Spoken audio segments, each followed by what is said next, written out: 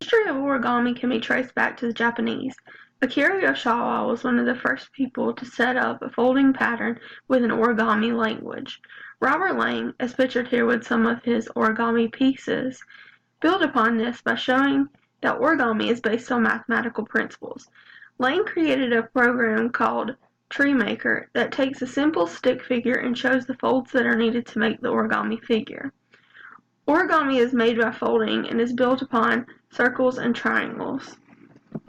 This is an insect that he made, and one of my personal favorites, a lady playing the organ, and these are made out of only just one sheet of paper by folding, no cuts. This is my origami crane, and here is what I used to make it. It flies, and it also flaps its wings.